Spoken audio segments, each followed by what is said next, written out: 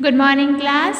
So, today we are going to start a new chapter, lesson number 3, codes and their importance. In this lesson, we are going to see about the different codes and the different level of codes that are present in our country and what are their significance or importance. उनका क्या महत्व है. So, that is what we are going to see in this chapter. So, one by one, we will look into all the topics that are given in the textbook. Okay, let's begin. This is your lesson number 3, codes and their importance. So here we have given a small incident, or you can say a story that is based on a real incident that happened long years ago. So there was once a king who lived in a grand palace. तो एक राजा थे जो एक बहुत बड़े grand palace में महल में रहते थे. There was a river at a distance where the village fishermen would wash clothes daily. उस महल के पास में एक रिवर था, थोड़ी दूर डिस्टेंस पे थोड़ी दूर, जहाँ पे विलेज की जो वॉशरमैन है, मतलब जो धोबी होते हैं, वो अपने कपड़े रोज़ धोते हैं. One day the washerman and his wife were washing clothes till late, and it grew dark while they were returning home. Suddenly a bullet came from the direction of the palace which hit the washerman, killing him on the spot. तो एक दिन जो washerman यानी धोबी और जो उनकी wife थी, वो दोनों कपड़े धो रहे थे. बहुत लेट हो चुका था और पूरा अंधेरा था. ग्रीव डार्क कर मतलब पूरा अंधेरा हो गया था जब वो वापस अपने घर जा रहे थे. उतने में क्या हुआ, एक बुलेट आई कहीं महल के डायरेक्शन से. उस डायरेक्शन से एक बुलेट आई जिसने धोबी को मतलब वॉशरमैन के हिट हुई और वो उसी स्पॉट पे मर गए. On the day the washerman's wife went to the court to seek justice. तो दूसरे ही दिन वो जो वॉशरमैन थे, जो धोबी थे, उनकी वाइफ कोर्ट गई, उनको जस्टिस चाहिए था. तो राजा ने पूरी बात उनकी ध्यान से सुनी. The king listen to her carefully. She said the bullet came from the direction of the palace only.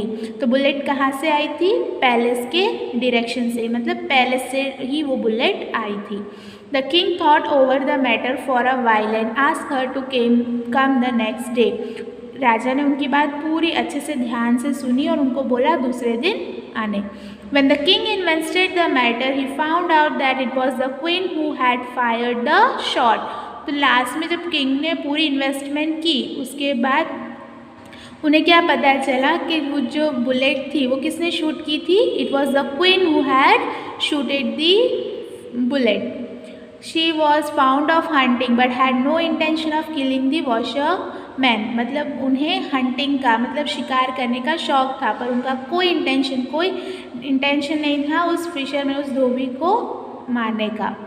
The people of the village, including the washerwoman, went to the court the next day. She asked the king to give her justice. He reassured her, saying, I will ensure that you get justice. Everybody was listening to this carefully. तो जो लोग थे village के, सब वॉशरवुमेन सब मिलकर court गए दूसरे दिन और उन्होंने राजा से बोला कि उन्हें जस्टिस चाहिए. तो राजा ने बोला कि वो रीअश्योर करते हैं कि वो उन्हें जस्टिस तो ज़रूर देंगे किसी भी हालत में, और सब ध्यान से सुन रहे थे. तो आपको क्या लगता है राजा क्या डिसीजन लेंगे? क्योंकि अब उन्हें पता था कि वो उनकी ही वाइफ थी जिन्होंने उस वॉशरमैन को मारा था. तो what decision would the king take? तो जो बादशाह जहांगीर थे, उन्होंने उस वॉशरमैन की पूरी बात अच्छे से सुनी. उन्होंने पूरी कंप्लेंट्स ध्यान से सुनी, इन्वेस्टिगेशन भी किया, एंड एट द लास्ट उन्होंने क्या डिसीजन लिया? ओके, उन्होंने कोर्ट में ये बोला कि the person who is responsible for the death of your husband should get the punishment. मतलब जो भी पर्सन आपके हस्बैंड के डेथ के लिए रीज़न है, जिसने भी मारा है, उन्हें पनिशमेंट मिलनी चाहिए. The bullet that killed your husband was fired by my begum. तो जो बुलेट जिसकी वजह से आपके हस्बैंड की डेथ हुई, वो किसने चलाई थी? मेरी बेगम, मतलब मेरी वाइफ ने. The Begum should get punishment, और इसके लिए उन्हें पनिशमेंट मिलनी चाहिए. The bullet fired bye her made you a window. मतलब जो बुलेट उन्होंने चलाई थी उसकी वजह से आप विधवा, विडो मतलब विधवा, हो गए हो। Now you can pick up this gun and make her a widow. तो तुम अब ये गन उठाकर उन्हें भी विडो बना दो। और इसके अलावा कोई और तरीके से मैं तुम्हें जस्टिस नहीं दिला सकता। सो इसलिए गन उठाओ और शूट करो। मतलब बादशाह जहांगीर ने क्या वर्डिक्ट दिया, क्या डिसीजन लिया कि उनके वाइफ ने इस वॉशरमैन को मारा था, राइट, जिसकी वजह से वॉशर वुमेन विडो हो गई थी। तो यही जस्टिस दे सकते हैं कि जो बेगम है वो खुद भी विडो हो जाए। So that was a decision that was taken by बादशाह जहांगीर। सो वो एक राइट डिसीजन था, यस राइट। यानी वो जस्टिस वो किसी भी हालत में खुद की लाइफ के बदले भी वो जस्टिस सर्व करने के लिए रेडी थे। दैट वॉज बादशाह Jahangir. Okay, so I hope you understood about that incident that happened in a royal court of Badshah Jahangir and how he took the verdict. So now here we have two men answer some of the question that is given towards the right side of the page 21. We have a picture here and it is named Goddess of Justice, मतलब justice की देवी. So we have to observe this picture and answer this question given. What do you see in the picture? So in this picture here we have a lady with एक तराजू है उनके हाथ में और एक हाथ में उनके तलवार है. So what do you see in the picture? In this picture you see Austin. Austin यानी गॉडेस ऑफ जस्टिस. वो ब्लाइंड फोल्डेड है, मतलब उनकी आंखों में पट्टी बंधी हुई है. उनके एक हाथ में स्केल तराजू है, राइट हैंड, ओके, उनके राइट हैंड में तराजू है और एक लेफ्ट हैंड में उनके तलवार है. सो वो गॉडेस ऑफ जस्टिस हैं, ओके. वो एक ब्लाइंड फोल्डेड वुमेन का स्टैचू है जिनकी राइट हैंड में स्केल और लेफ्ट हैंड में स्क्वाड है, राइट. तराजू राइट हैंड में और लेफ्ट हैंड में तलवार. What is special about this idol? इस आइडल के बारे में इतना स्पेशल है. सो इस आइडल दूसरे आइडल्स की तरह एक साधारण आइडल नहीं है. वो एक प्रोसेस ऑफ जस्टिस, वो यानी एक जस्टिस का पूरा जो प्रोसेस है उसे शो करती हुई एक आइडल है. What does it symbolises? वो क्या दर्शाती हैं? ये सिम्बलाइज करता है कि इम्पार्शियल जस्टिस सर्व होगा, मतलब कोई भेदभाव के बिना justice would be served. Why is the scale kept in the hand? क्यों स्केल को हैंड में ही रखा गया है? The scale in the right hand of the idol signifies balanced approach the जजेस. जो भी जजेस हैं उनका जो बैलेंस्ड अप्रोच है वो पूरी बात सुनकर पूरे बैलेंस, पूरे संतुलन के साथ जो डिसीजन, जो जस्टिस प्रोवाइड करते हैं उस बैलेंस को शो करते हैं, सिग्निफाई करता है ये स्केल जो राइट हैंड में है, okay. What does the sword symbolize in the hand of the idol? तो उनके हाथ में जो तलवार है वो क्या सिम्बोलाइज करता है, क्या दर्शाता है? तो the sword in the left hand of the idol symbolizes the punishment to the guilty. जो गलत साबित होंगे, जो गिल्टी प्रूव होंगे उन्हें पनिशमेंट मिलेगी, ऐसा ये लेफ्ट हैंड में जो स्वॉर्ड, जो तलवार है वो शो करता है, सिम्बोलाइज करता है. मतलब एक तरफ ये दिखा रहे हैं कि हाँ आपको इम्पार्शियल जस्टिस, एक बैलेंस्ड डिसीजन, एक बैलेंस्ड जजमेंट मिलेगी. वैसे ही अगर आप गिल्टी प्रूव हुए, आपने पनिशमेंट किया है तो आपको उसका पनिशमेंट भी मिलेगा, ऐसा वो दूसरा हैंड शो कर रहा है. What is the idol known as? तो आइडल को हम बोलते हैं goddess of justice, that is Austin. Why is the scale in the hand of the idol balanced? तो जो स्केल है, जो तराजू है आइडल के हाथ में, वो बैलेंस्ड क्यों है? The balance indicates that the balance in the process of justice. तो जस्टिस का जो प्रोसेस है, जो नियम कायदे कानून हैं, उनके अंदर जो बैलेंस है उस बैलेंस को इंडिकेट करता है राइट हैंड में जो तराजू है, जो स्केल है वो, okay. Next, why is the goddess of justice blind folded. तो यस, हम इन्हें गॉडेस बोल रहे हैं, वो जस्टिस की देवी बोल रहे हैं, तो वो ब्लाइंड फोल्डेड मतलब उनकी आंखों पे पट्टी क्यों बंधी हुई है।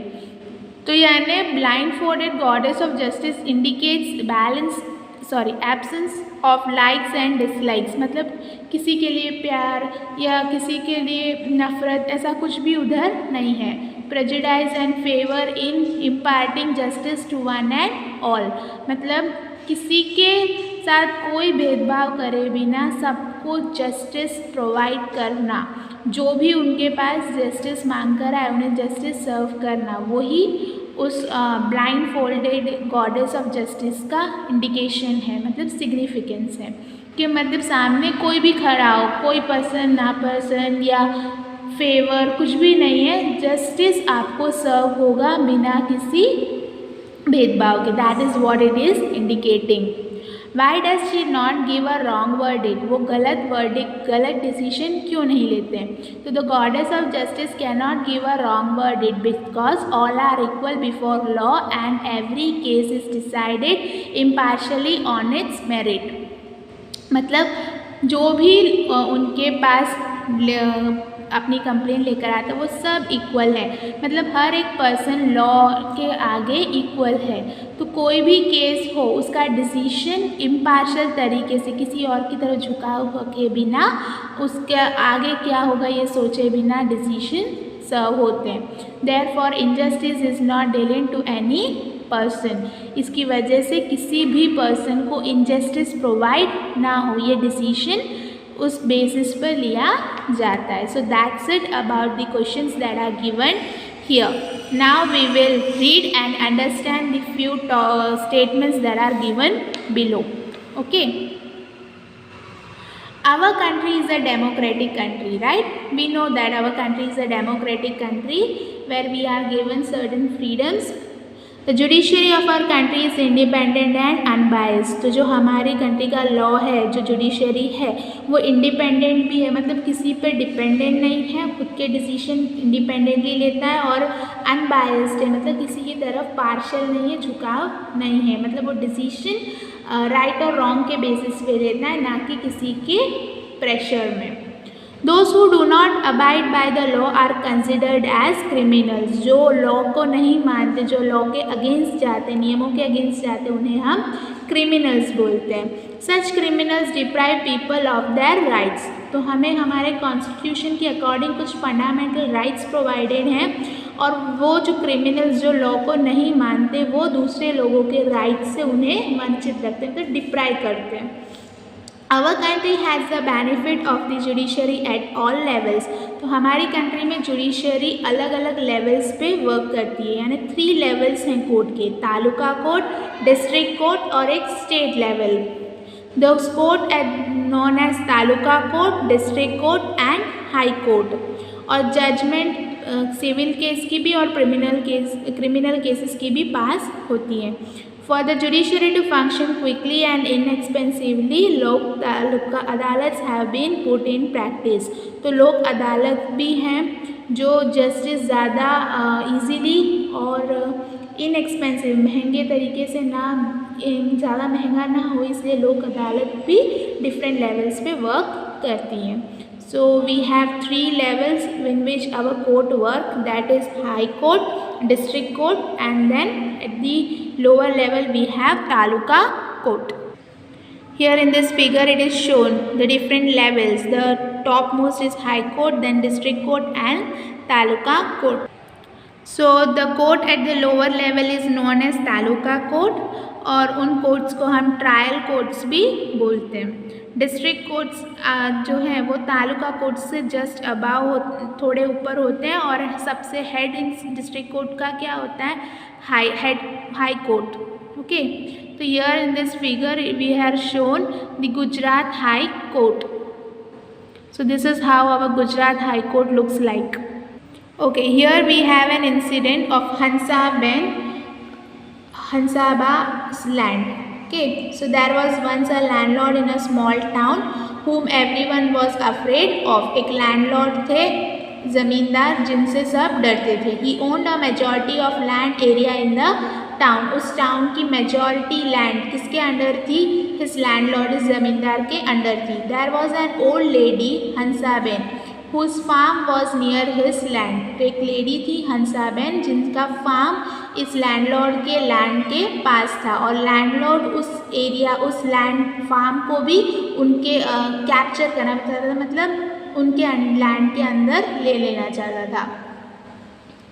Slowly and steadily the landlord encroached upon half of Hansaben's territory. तो हंसाबेन का जो एरिया था उसका आधा एरिया धीरे धीरे करके किसने हासिल कर लिया? लैंडलॉर्ड ने, उस जमींदार ने. And did not give her land और मनी इन रिटर्न. ना ही उन्हें वो लैंड जो उन्होंने लिया था वो वापस कर रहे थे हंसाबेन को, ना ही उस लैंड के बदले कोई मनी रिटर्न कर रहे थे. Thus in order to get back her land, Hansaben filed a case in the taluka court. पर ये तो इनजस्टिस हुआ हंसाबेन के साथ, राइट? सो उस के लिए, उस इनजस्टिस के अगेंस्ट उन्होंने क्या किया? तालुका कोर्ट में एक केस फाइल किया ताकि उन्हें उनकी लैंड वापस मिले. Both the landlord as well as Hansaben presented their argument in the court. The judge heard their argument and gave the verdict in the favor of Hansaben. तो landlord ने भी अपनी बात आगे रखी कोर्ट में, हंसाबेन ने भी अपना आर्ग्यूमेंट, अपनी दलीलें रखी.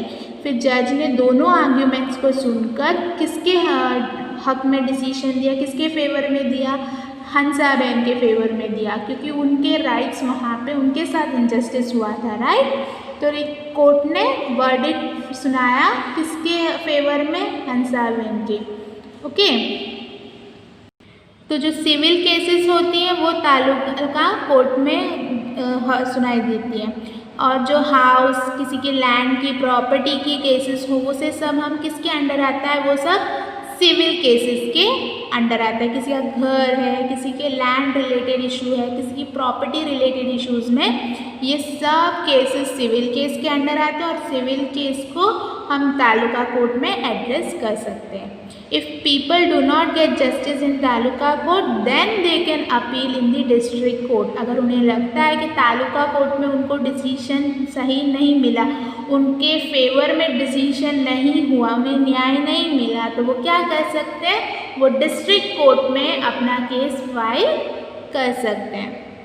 Okay, that was about Hansaben's land case that was filed in Taluka court. Now we will see what high courts are.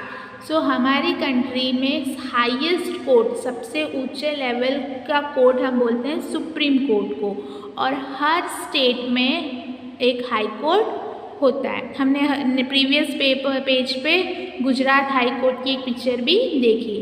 तो हमारा गुजरात का high court is in Ahmedabad, and the jurisdiction of the court of all state is decided by the high court. तो कोई भी decision, कोई भी law and order related decisions किससे पास होते हैं? हाई कोर्ट से. All the high courts are uniform and are called court of records. Uniformly work करते हैं हर स्टेट के हाई कोर्ट्स, और उसे हम बोलते हैं court of records. There are other जजेस टू हेल्प द मेन जज एट द हाई कोर्ट. तो हाई कोर्ट के जो मेन जज होते हैं उन्हें हेल्प करने के लिए we have a set of जजेस. Anyone has the right to appeal in the high court for public welfare. लोगों की बेहतरी के लिए, पब्लिक वेलफेयर के लिए कोई भी हाई कोर्ट में अपील कर सकता है. However, if anyone appeals for the wrong reason and wastes the court's time, he or she would be punished. मतलब अगर सबको अपील करने का हक है, तो कोई अगर रॉन्ग रीज़न, गलत कारण रीजंस की वजह से कोर्ट में अपील कर कोर्ट का टाइम वेस्ट करता है, तो उसे पनिश करने का राइट भी कोर्ट रखती है. तो हेड हाई कोर्ट जज take the oath in front of the governor. तो गवर्नर के सामने स्टेट हाई कोर्ट के जजेस अपना ओथ लेते हैं. ओके. और generally the lawyers argue in the high court. If required both the petitioners and the accused are called in the court. तो यूजुअली लॉयर्स लोग हाई कोर्ट में आर्ग्यू करते हैं, पर अगर ज़रूरत हो तो जो केस फाइल कर रहा और जिसके अगेंस्ट केस फाइल हुई है, जो केस फाइल करता है वो पिटिशनर और जिसके अगेंस्ट केस फाइल हुए वो एक्यूज्ड, उन दोनों को कोर्ट आना पड़ता है. Judgment for Gabbar. There was a village called Ranpur. The head of that village was Lalji Mukhi. It was winter. One day, while returning home from the farm late in the evening, a car suddenly stopped near him. तो एक village था रानपुर जिसका head थे village के मुखी लालजी। और एक दिन विंटर वाले ठंड सर्दी के मौसम में एक दिन जब वो फार्म से वापस आ रहे थे इवनिंग में, तो उनके एक कार सडनली उनके सामने आकर रुक गई। A few man got down from the car, attacked him and left him badly injured. कुछ लोग उस कार से आए, उन्हें अटैक किया और उन्हें उस हालत में वहीं छोड़कर चले गए। The person who attacked him was a known ruffian Gabbar.